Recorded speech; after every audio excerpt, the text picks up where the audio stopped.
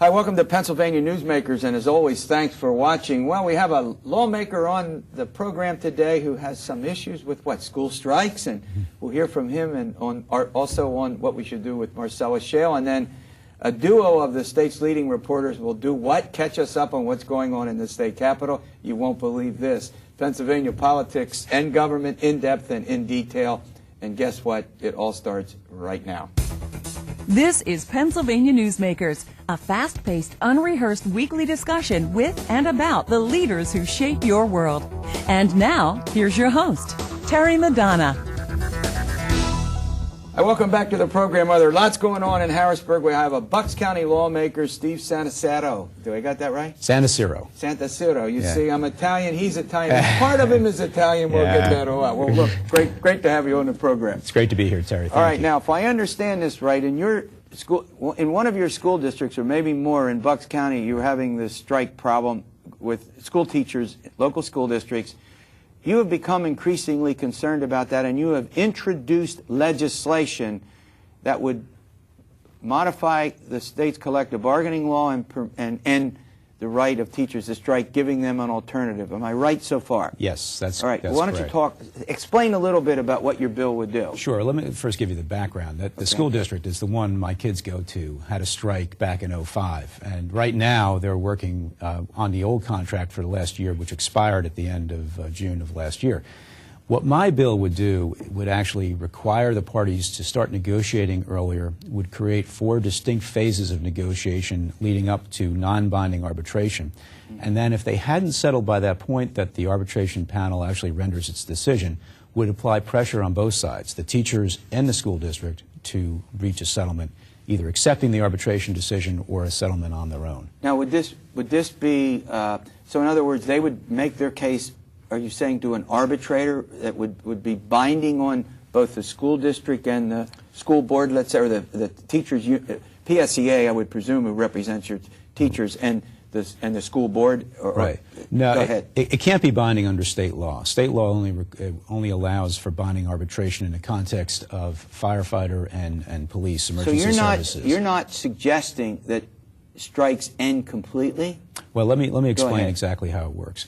They go through the 4 phases: negotiation, fact-finding, mediation, and arbitration. If they go all that time through those 4 phases and have not been able to settle on their own, the arbitration panel renders a decision. If at the point of that decision the teachers don't accept it or otherwise don't settle, they then lose the right to strike for the remainder of the dispute. If the school board doesn't accept it or otherwise settle, their state funding is held by the treasurer until such time as a deal is done, and then it's released. Now, just thinking about that, I mean, you're, Don Quixote here, I would think, on this bill. I get your point. I mean, right. I think we all understand the intention of it, but the school boards, they can't be wild about potentially losing their funding. Well, it's not. And the teachers, about giving up that right. Go ahead. Well, first of all, neither side is wild about the idea, that usually means that it's a good idea. I get it. My past life as a lawyer, I mediated a number of cases, and I can tell you when the parties are so intransigent, they usually are at a point where you have to put pressure on them. And typically the best deal is the one that no one is really happy with, because that suggests that it's fair. But I want to make it clear, what we're talking about with respect to the school boards is not losing the funding. It's simply holding it back until a deal is done. And for most school districts, and we found this out back in 2009 when the budget impasse lasted into the fall, they can go anywhere from 6 to 7 months without the state funding before it really starts to become an issue. Right. So what this does is it gives them this time, as the pressure is building on them and on the teachers, because they no longer now have the right to strike, to get the deal done and to stop posturing. And I think that's what you need. Yeah, strikes itself, are not nearly as plentiful since they put that 180 in a school code. Right. The 180-day requirement, where I guess the longest you usually get a school strike is about 2 weeks, and then they're forced back in order to complete the school year. Right. But let me ask you another question. Did you consider what some critics of Act 195 have thought about, which is final offer, binding arbitration, where each side would put an offer on and you got to live with whatever you put up finally. Right.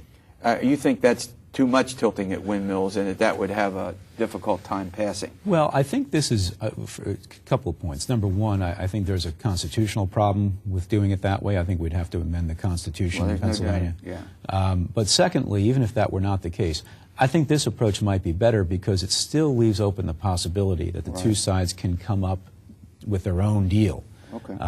But it puts pressure on them to either accept the arbitration deal or to do their own deal. Now, if I may, just add one thing to it. This process is, it starts much earlier than the current process, and it has these distinct phases that I hope would actually result in a deal even before you get to the arbitration phase. All right, before I let you go, Marcellus Shale is currently a huge issue before the legislature. We don't know if it will be resolved by this show's airing over the weekend. We're taping this on Thursday. But tell me, you're in favor of both a severance tax and an impact fee, yes or no? I am. I'd prefer to see the severance tax, whatever you want to call it. I'm not going to get bogged down in the terminology. But it has to be a reasonable one, and it has to be one that will fund environmental protection in the state as well as remediate problems. Now let me ask you one other. You also have concern about drilling on state lands, right? Yes, Go ahead. I do. What's that concern? Well, I want to maintain the current moratorium on any additional drilling in our state forests, and I want to look at what we can do to stop, if not mitigate, the effects of drilling in our state parks. And that's a slightly different issue because the mineral rights in those state park lands are actually privately held in most cases, not held by the state, so we have fewer levers at our disposal to stop that.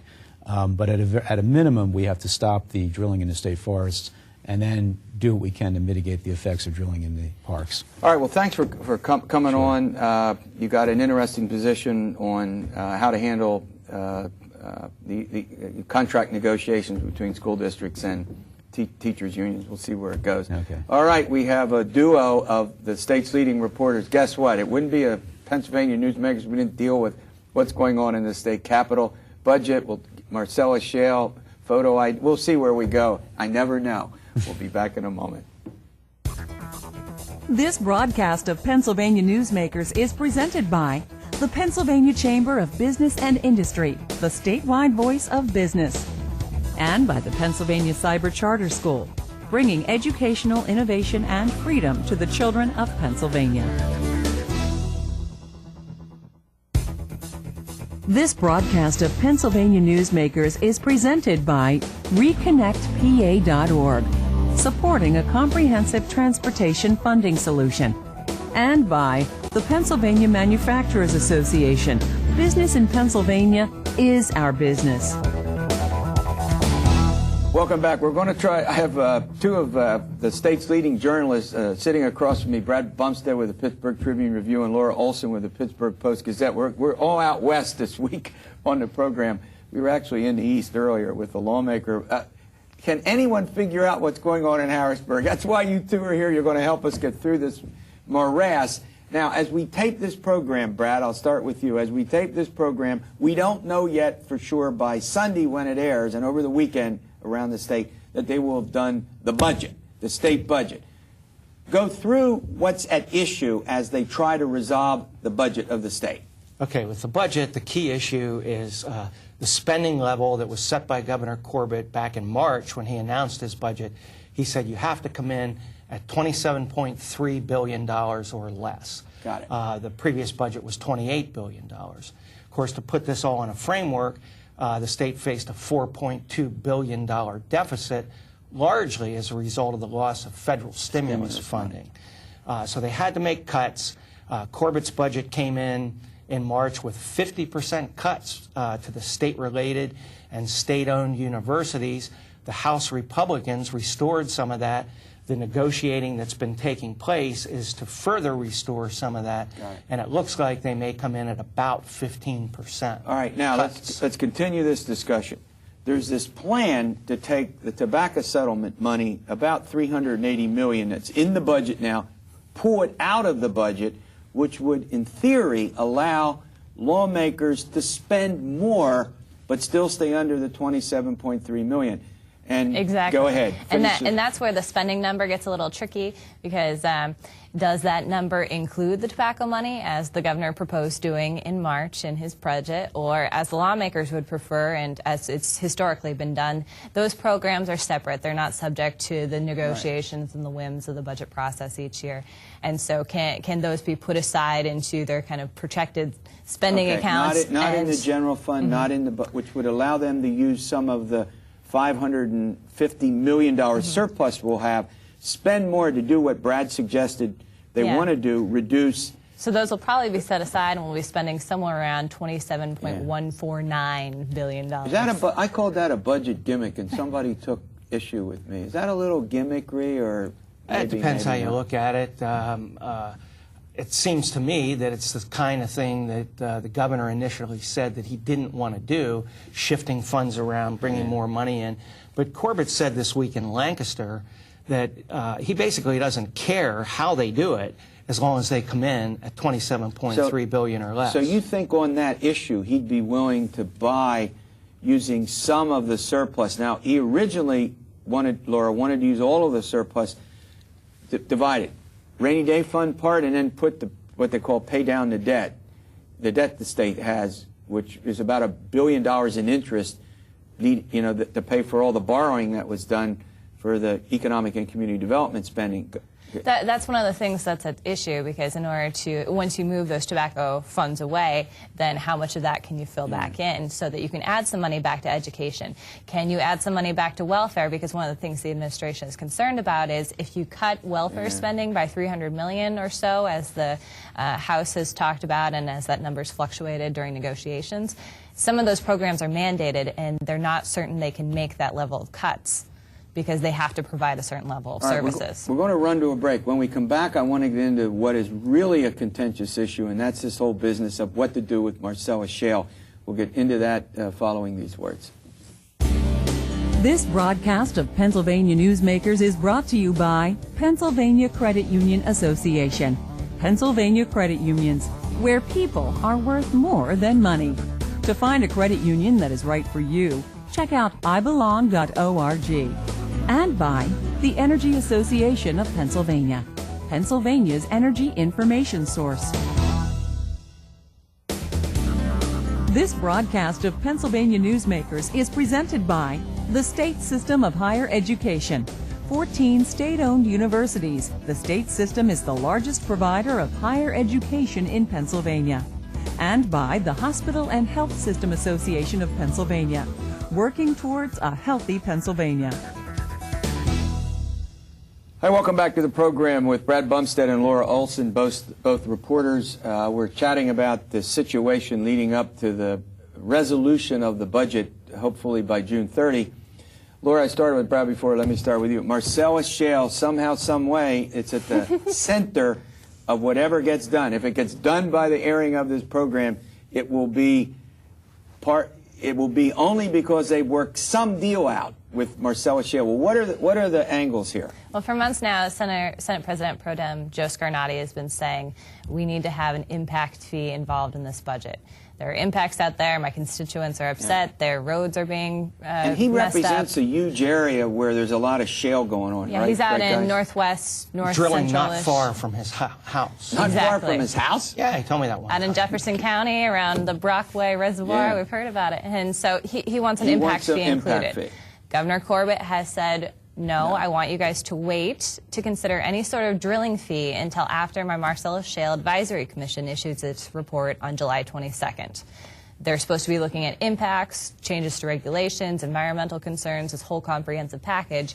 He thinks it'd be better to, let's talk about what the impacts are, then let's form a fee. All right, now, Brad, the governor has been on record during the course of the campaign, no tax, severance tax, I mean at the wellhead, no impact fee, nothing. He may get a way out. He may provide Governor Corbett, the commission that Laura points out, may provide a way out. But here's my question to you. There are, particularly over in the Senate Republicans want an impact fee now, particularly many in the leadership. Is that correct? That is correct, and particularly southeastern Republican senators who are concerned about issues of open space and environmental degradation from the pipelines, even though there are no wells in that area. Right. And they want to put funding into growing greener and environmental programs like that. So the key issue is going to be, even after the budget passes, they have to pass something called the fiscal code, right, which sets the tax rates. And people are lining up with amendments on Marcellus Shale impact fee and taxes to the fiscal code. And Democrats are going to forge ahead with this, and they believe they can get support from Southeast Republicans to pass something. So even though, Laura, even though Republicans control both chambers and the governorship, if this gets dicey and Republicans lose votes, the Democrats and some Republicans could form a coalition. In other words, to perhaps, well, the governor's likely to veto it. Well, and so instead of trying to push to get their bill brought up on the floor, they're saying, you know, we'll just, when you bring up this bill, we'll add our plan in as an amendment. And we've seen this plethora of plans pop up in the last couple of weeks, where even Senate Majority Leader Dominic Pileggi, a Southeastern Republican, has introduced his own severance tax plan. And so we've seen this kind of progression. The governor said, no, no way, no how, right? I mean, that would not, Brad, even be in the commission report, I would suspect. Yeah. Kevin Harley, the governor's spokesman, told me an impact tax will be vetoed. Yep, I thought so. Now, in terms of a fee, that's a different story. They may be able to negotiate. All right, let's run to a break. I want to talk about this issue of photo IDs. They've passed before. Governor Rendell, you know, we go to vote, we have to show some proof. I want to get in it. That's a pretty big deal. We already, first-time voters have to provide identification. I don't think it's a state ID, am I right? It could be almost anything that shows your residence. Right.